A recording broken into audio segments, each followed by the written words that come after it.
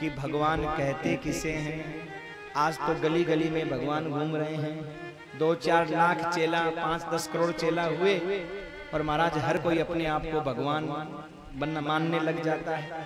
और नहीं माने तो चेला लोग गुरुजी भगवान, गुरुजी भगवान, गुरुजी भगवान, ओ इतना ऊंचा चढ़ा देते हैं कि एक दिन जब गुरुजी नीचे उल्टे होके गिरते हैं तो कोई पास में उठाने के लिए नहीं जाता, महाराज चढ़ाकर के गिरा देते हैं बस।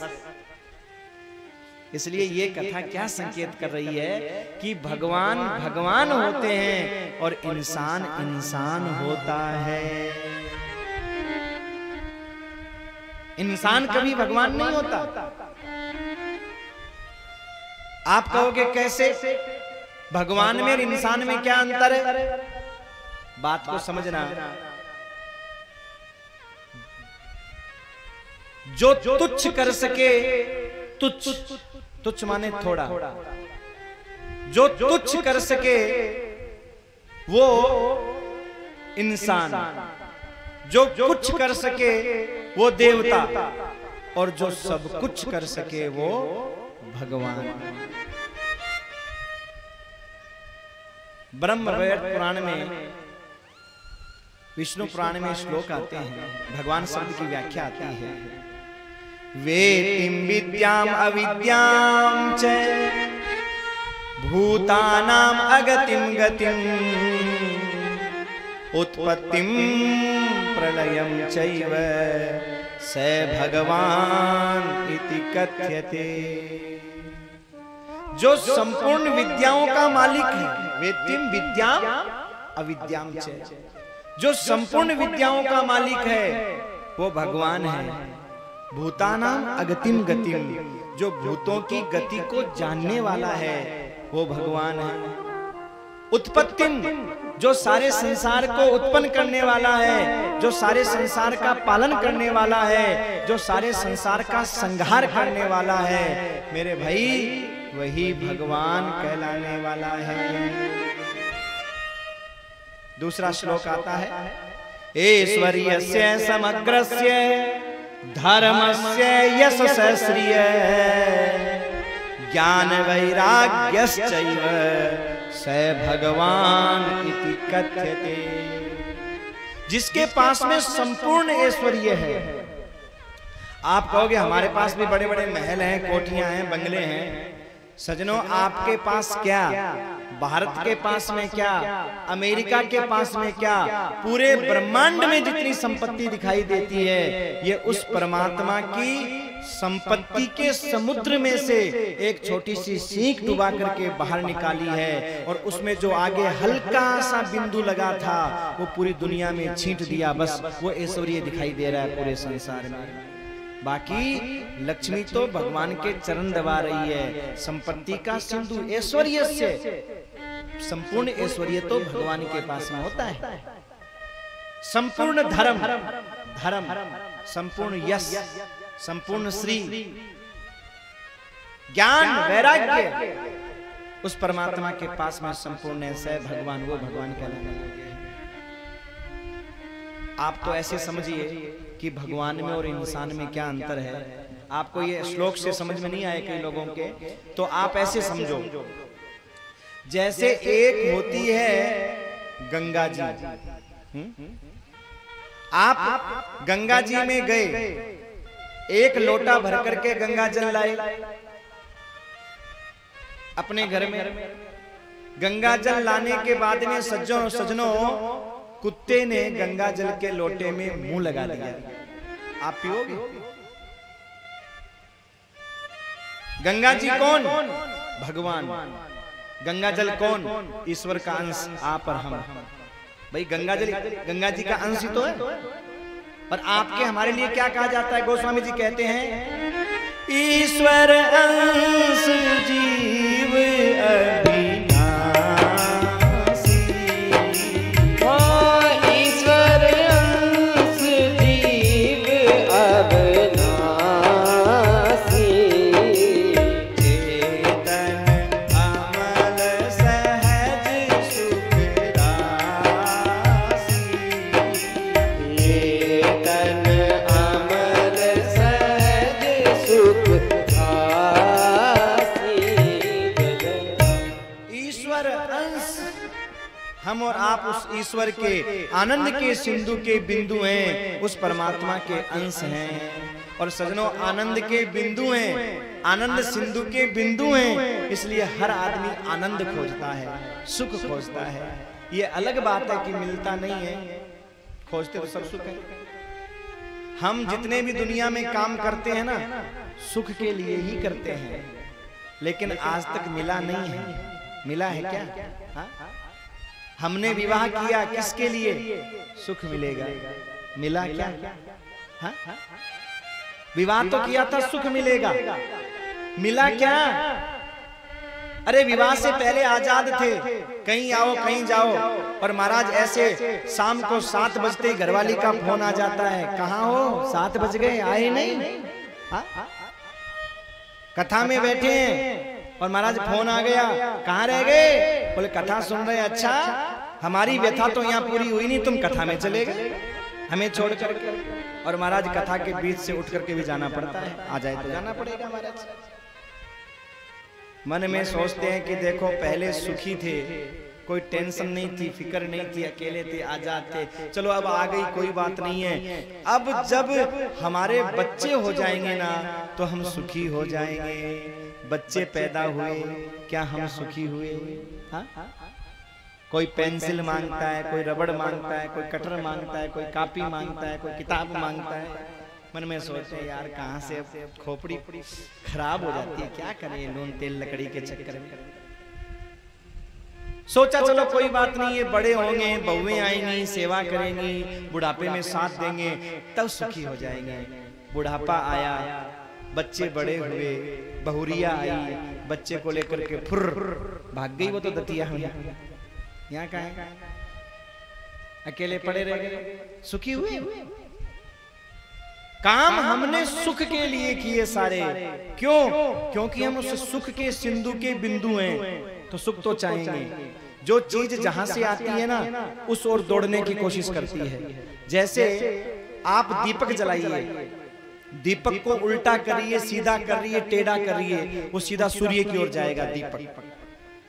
देखना कभी दीपक को कैसे ही करो, सूर्य की ओर जाएगा दीपक, वहां से आया है। पानी बरसता है, समुद्र से पानी आया, चाहे किसी कोने में डाल दो, वो समुद्र की ओर ही दौड़ेगा महाराज। पानी कहीं डाल दो पानी को, उधर ही दौड़ता है, क्योंकि वहां से आया है, जहां से जो चीज निकली है। और एक बात और, जब तक वो वहां नहीं पहुंच जाए तब तक तड़फ खत्म नहीं होती, छटपटाहट खत्म नहीं होती। हमारी भी छटपटाहट कब तक खत्म नहीं होगी? बोले जब तक उस आनंद सिंधु के प्राप्त नहीं कर लेते हैं, तब तक ये बिंदु की छटपटाहट खत्म होने वाली नहीं है। आप कभी बरसात में बरसती हुई बूंद को देखना, जब बरसात में बूंद धरती पर गिरती है तो कैसे छटपटाती है, टुकड़े टुकड़े हो जाती है। और महाराज टुकड़े टुकड़े होकर के वो बरसात के अंदर बूंद कैसे दौड़ती है, पहले नाली बनती है, फिर नाला बनती है, और नाला के बाद में नदी बनती है, नदी के बाद में महानदी बनती है। और दौड़ते दौड़ते दौड़ते दौड़ते जब वो समुद्र में जाती है तो फिर दौड़ खत्म हो जाती है, एकदम गंभीर हो जाता है वो जल, वो पानी एकदम गंभीर हो जाता है,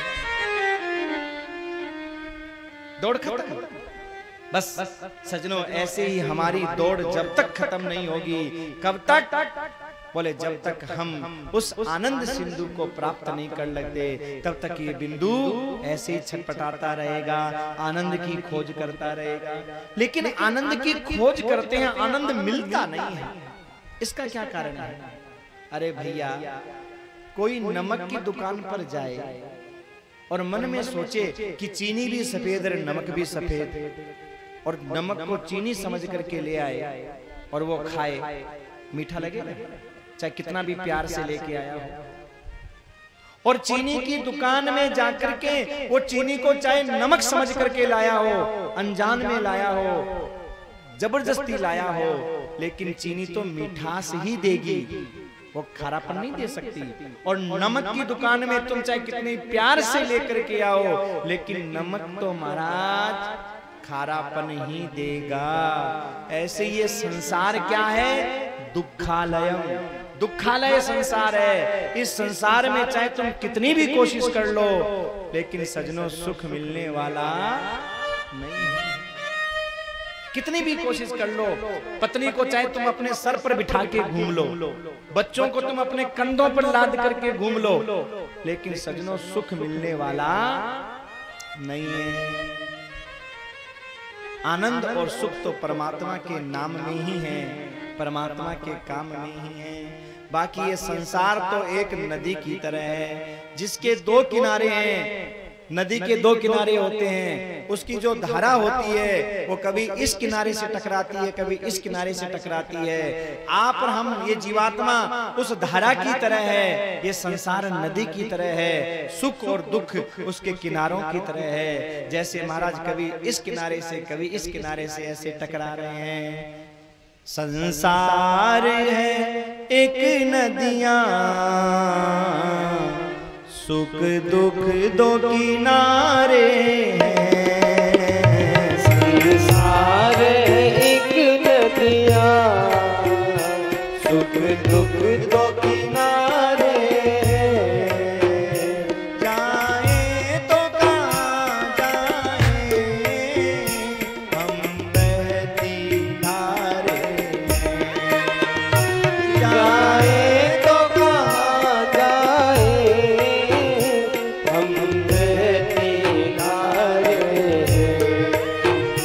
संसार है एक नदियां, संसार है एक नदियां, सुख दुख दो किनारे हैं, सुख दुख दो किनारे हैं।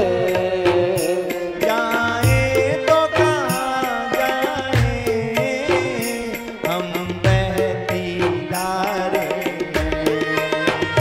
जाए तो कहाँ जाए, बहती धारे हैं।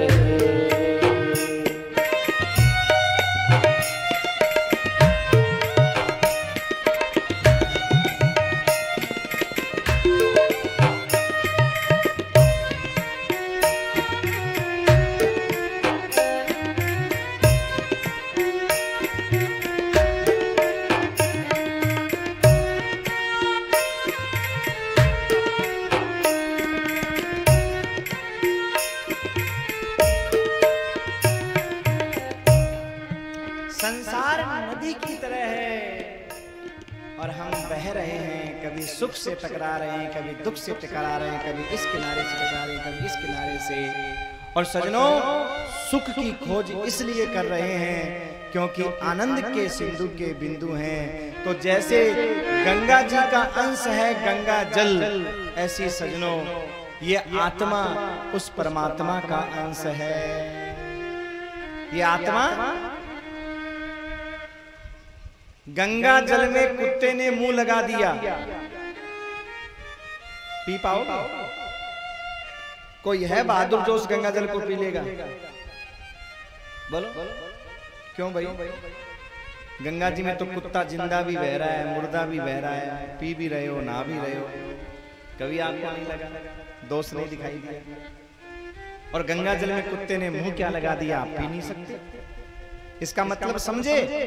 इसका मतलब ये हुआ सजनों कि गंगा जल में तो दोष आ सकता है, लेकिन गंगा जी में दोष नहीं आ सकता। ऐसे ही जीवात्मा यानी इंसान में तो दोष आ सकता है, लेकिन परमात्मा यानी भगवान में कोई दोष नहीं आ सकता। बस यही बात समझाने के लिए भागवत के रास पंचाध्यायी के पहले अध्याय में यानी 10वें स्कंद के 29वें अध्याय के पहले श्लोक में और सजनों ये बात कही, भगवान शब्द से संबोधित किया।